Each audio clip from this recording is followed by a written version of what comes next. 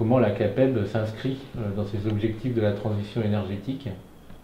Alors, l'inscription de la CAPEB et des artisans en général, depuis 5 ans, depuis le Grenelle de l'environnement, c'est quand même la marque Éco-Artisan que nous avons développée sur le long terme. Depuis le début de l'année, on multiplie les éco-artisans parce que justement l'éco-conditionnalité qui va démarrer à partir du 1er juillet là va devenir quelque chose de central. Vous étiez précurseur par rapport au RGE, reconnu garant de l'environnement. Tout à fait. Depuis le Grenelle de l'environnement, on a imaginé qu'un jour ou l'autre, on nous obligerait à passer par une marque telle que celle-ci pour pouvoir justement donner des conditions d'accès à nos clients aux diverses aides publiques. Notre marque est enfin reconnue pour ce qu'elle est réellement, quoi.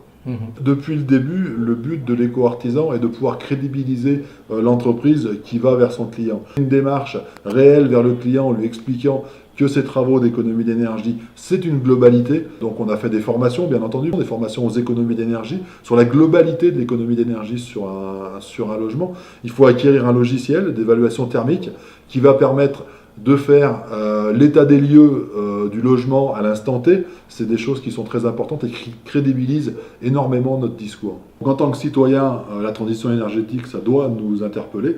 Et en tant que chef d'entreprise, c'est des marchés qui doivent se développer, puisque aujourd'hui l'énergie étant de plus en plus chère, il devient de plus en plus rentable pour nos clients de justement passer à des maisons qui soient moins passoires, qui soient plus intelligemment conçues, que ce soit en neuf ou en rénovation. Aujourd'hui, est-ce qu'on peut dire que les clients sont capables ou arrivent à commander des travaux un peu ambitieux? Certains de nos clients ont des chantiers ambitieux en rénovation énergétique, mais c'est effectivement pas encore la majorité. Aujourd'hui, ce sont des petits chantiers.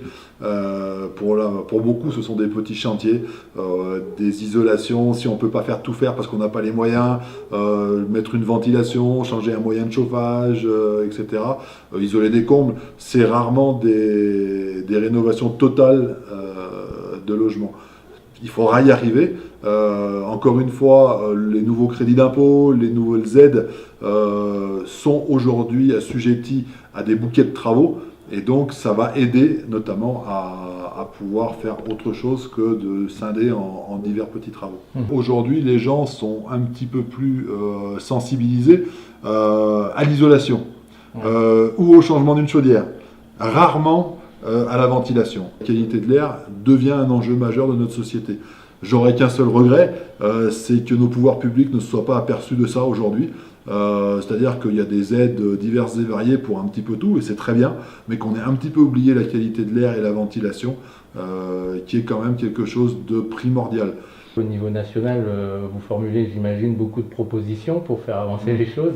Qu'est-ce qui, aujourd'hui, à votre avis, pourrait encore être mis en œuvre pour changer d'échelle au niveau de la rénovation? Pour changer d'échelle, avoir des aides comme il y a aujourd'hui, mais plus cohérentes entre elles. Peut-être des aides un petit peu plus élevées, de la TVA, des taxes qui soient réellement incitatives pour que les gens puissent aient les moyens. On a un gros travail de promotion de la maintenance des maisons à faire, je le pense. La maintenance, c'est quelque chose de primordial. Il faut réellement penser à entretenir, soit à entretenir soi-même, soit à qualifier un professionnel pour le faire. Nul n'imaginerait aujourd'hui acheter une voiture et ne pas faire la vidange tous les 10-20 000 km.